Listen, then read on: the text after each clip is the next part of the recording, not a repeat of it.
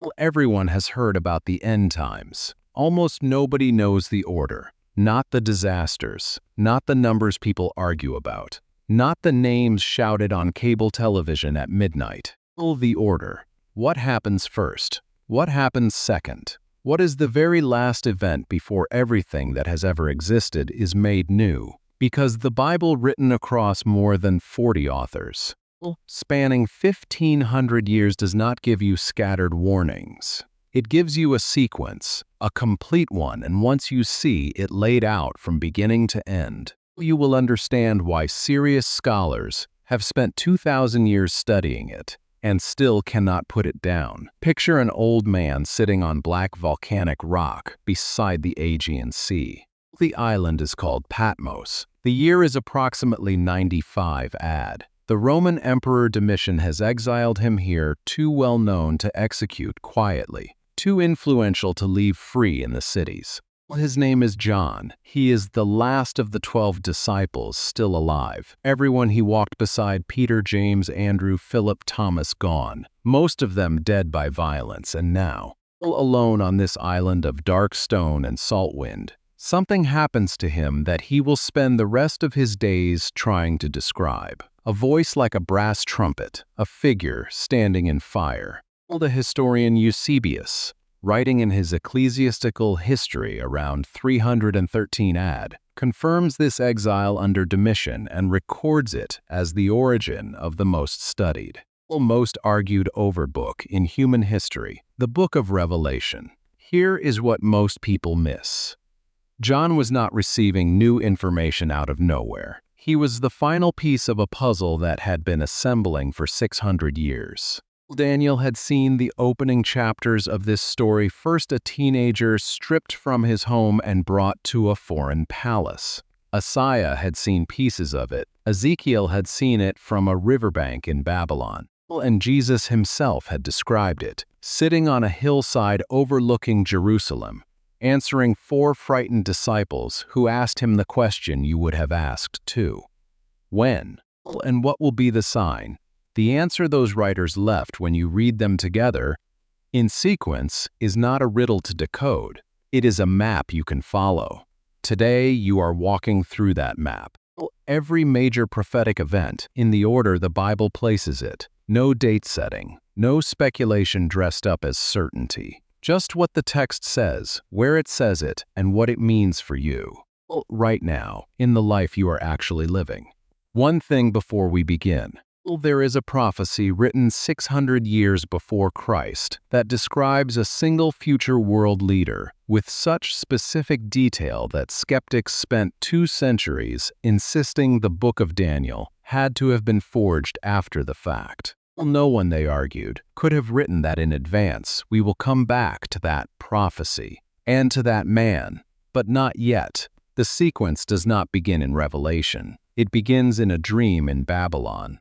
Daniel is somewhere between 16 and 20 years old. He has been taken from Jerusalem as a prize of conquest, a city he will never return to, and brought to serve in the palace of Nebuchadnezzar, the most powerful man on earth. He speaks Aramaic now. He wears Babylonian clothes. He answers to a Babylonian name they assigned him, Belteshazzar, but every evening behind a closed door.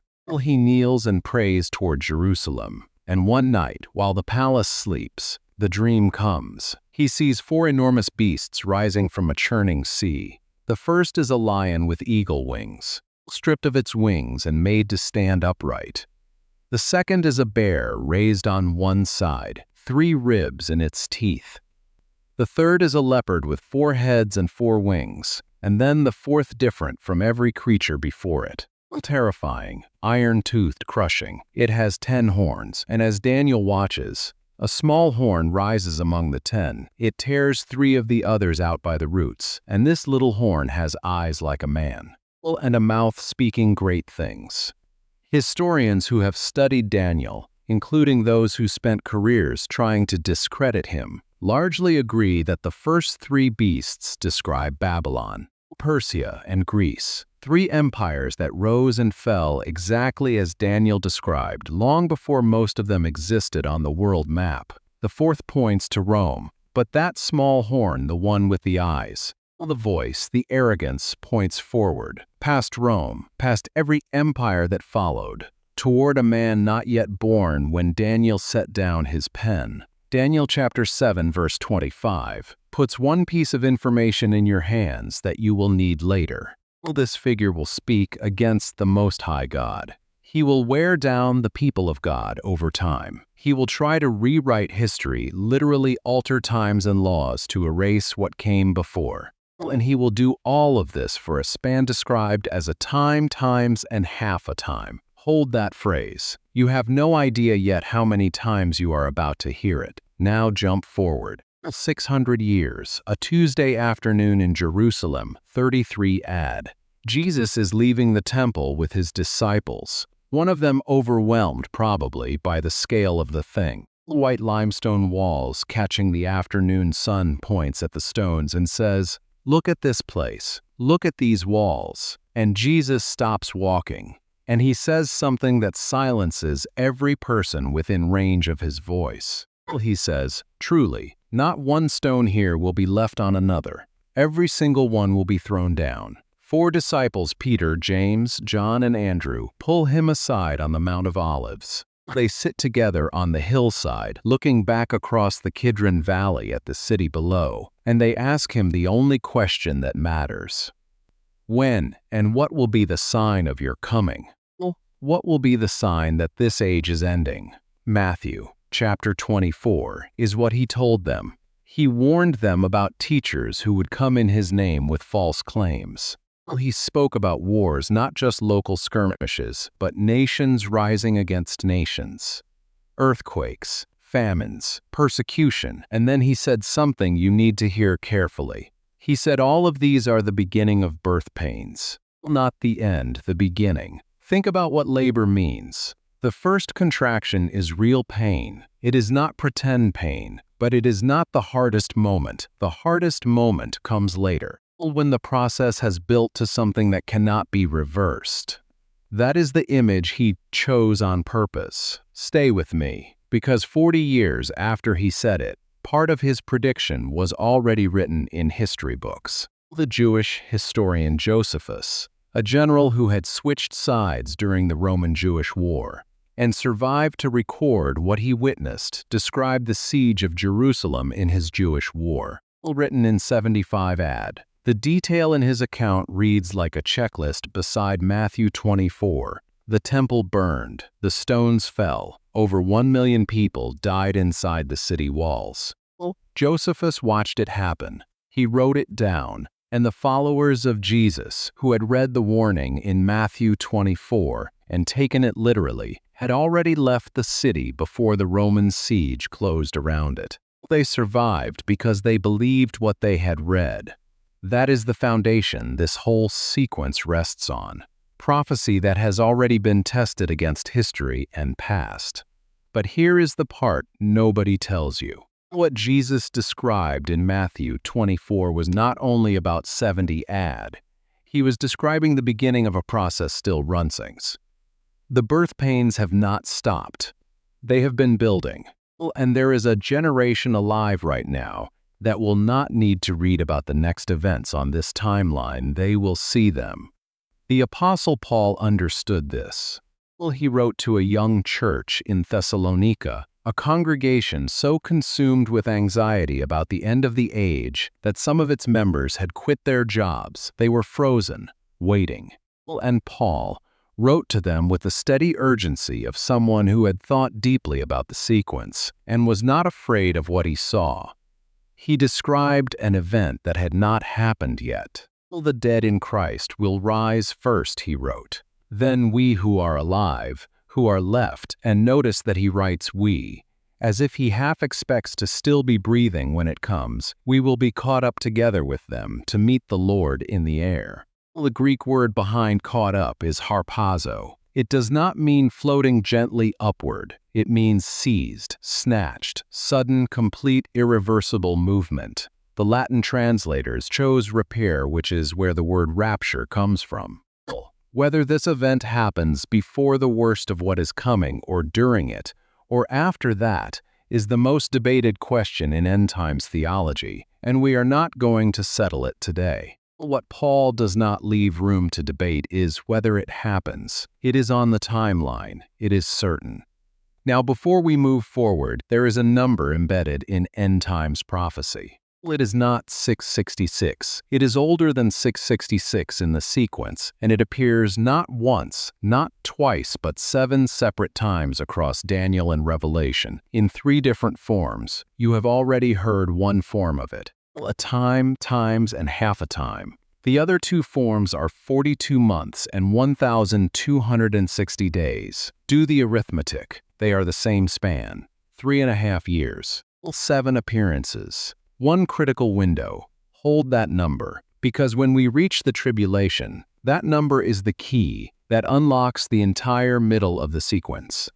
If you have made it this far, you already understand something most people who talk about prophecy do not. You know that this sequence is not invention.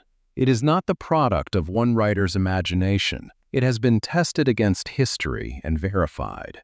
And what I am about to show you, next, the events that have not yet happened, in the order the text places them, is the part of this study that most people never get to. And it is the part that will change how you read every headline you see for the rest of your life.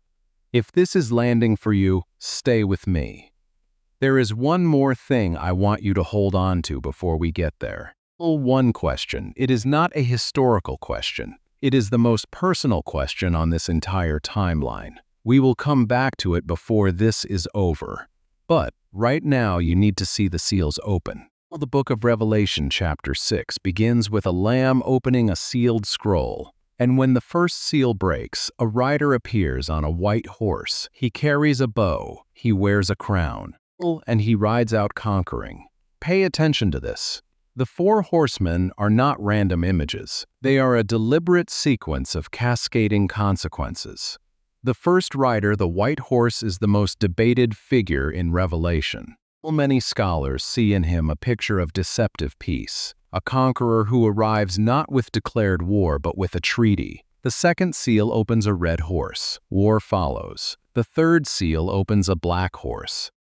Economic collapse, famine, scarcity so severe that a day's wage buys barely enough grain for one person. The fourth seal opens a pale horse. The Greek word is chloros, which means the gray-green of a corpse, and this rider's name is Death.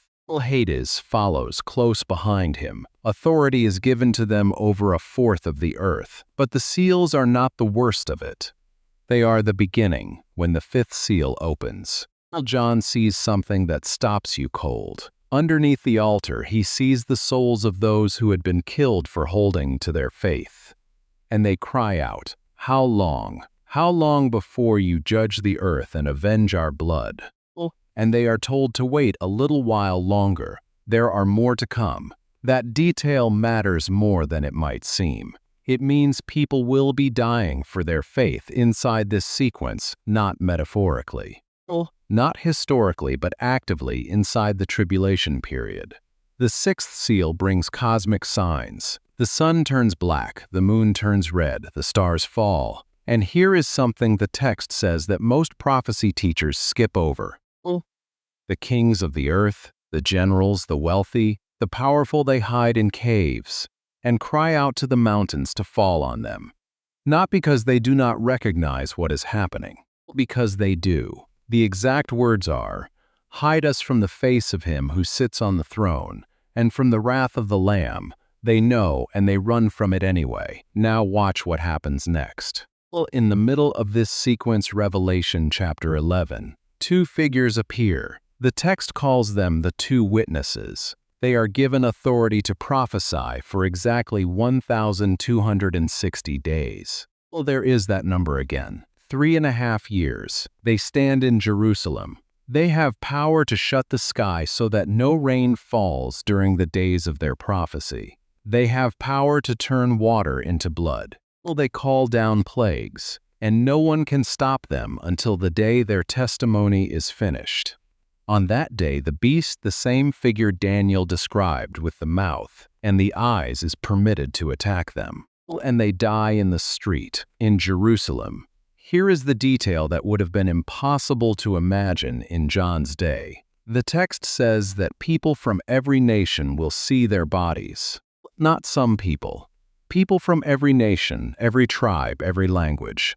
For 3.5 days, their bodies lie in the street. And the people of the earth celebrate and send gifts to each other, because the 2 men who had tormented them are finally dead. In 95 AD, when John wrote this, there was no mechanism on earth by which every nation could watch a single event in Jerusalem simultaneously. Today, you and I both know exactly what that mechanism looks like. It fits in your pocket.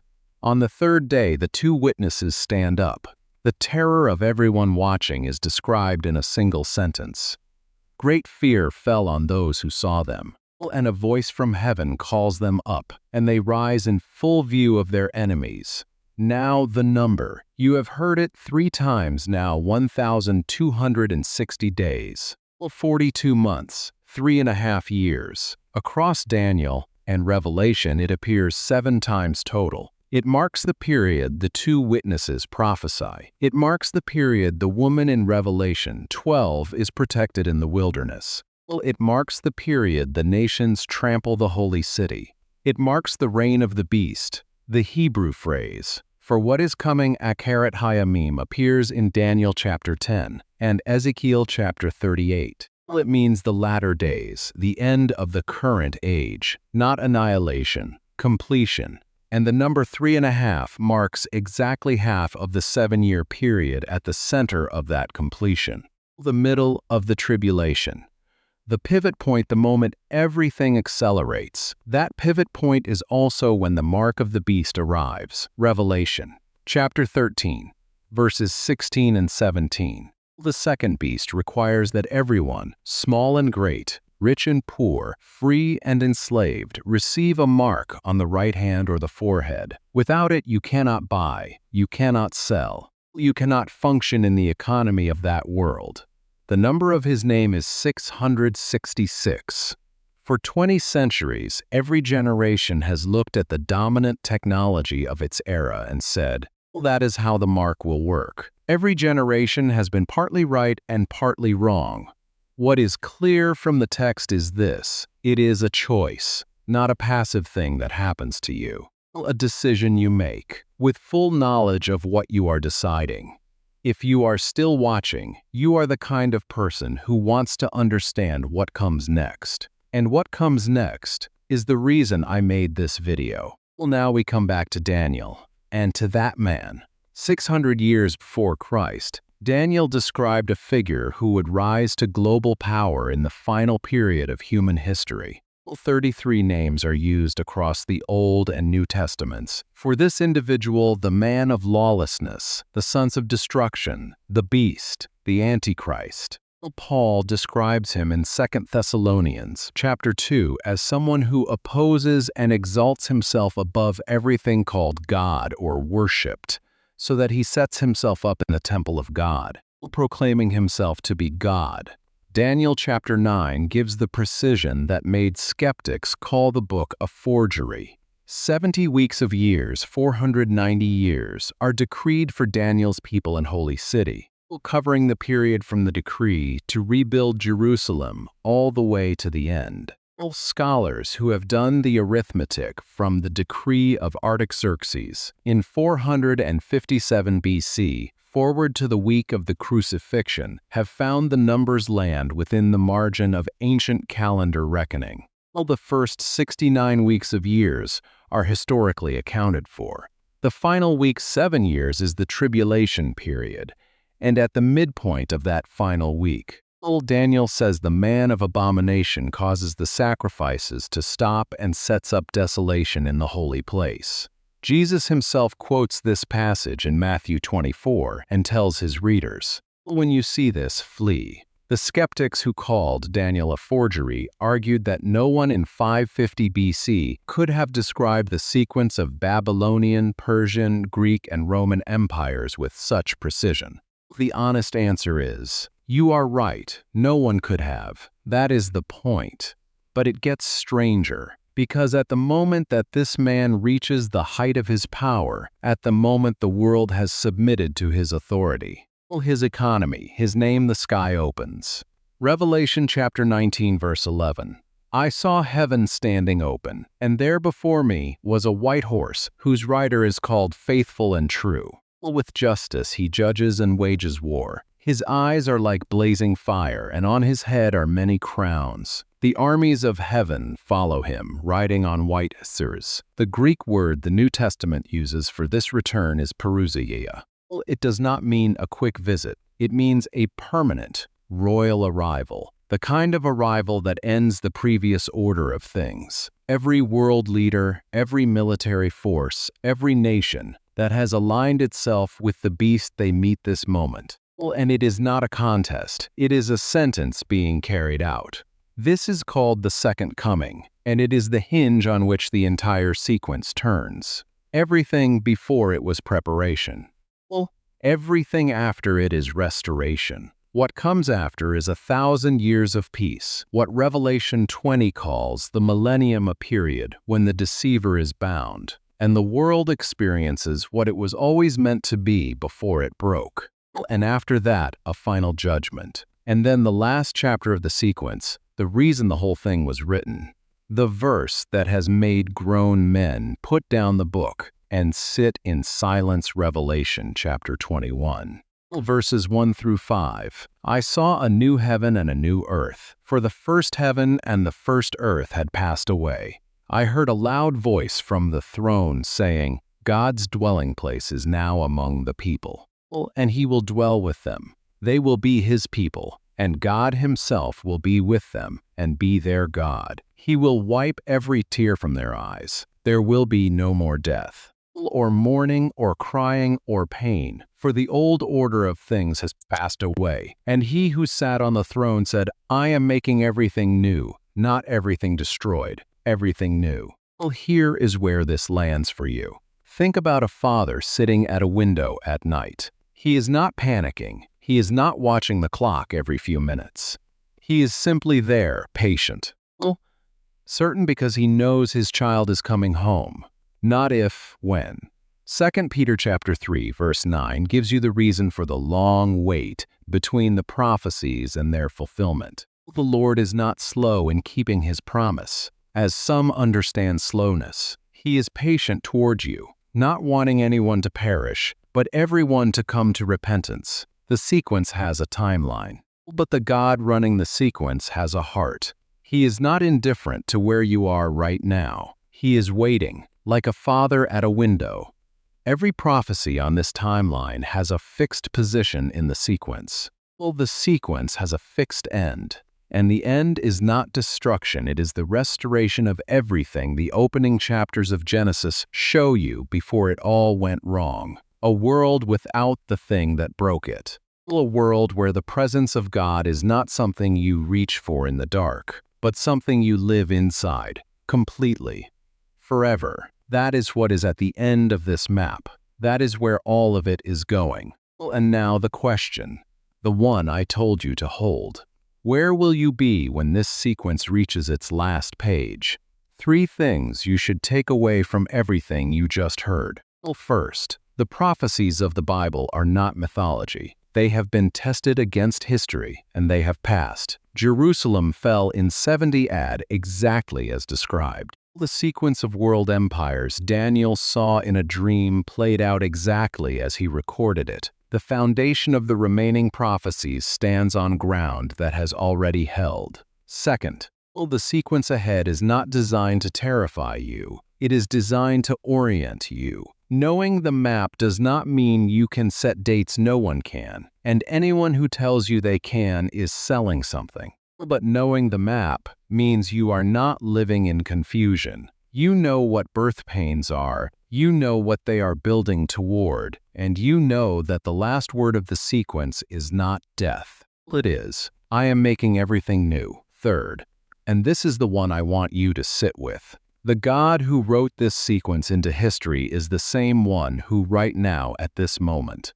is patient toward you, not wanting you to miss the end of the story. not wanting you to reach the final page and find yourself on the outside of it. Every prophecy in this video has a fixed place in a fixed sequence. You are not fixed yet. You are still in the part of the story where the door is open. There is one question I want you to answer in the comments below. Looking at everything on this timeline, which event hits you hardest? The opening of the seals? The two witnesses rising from the street? The moment the sky opens in Revelation 19? Tell me below. I read every reply.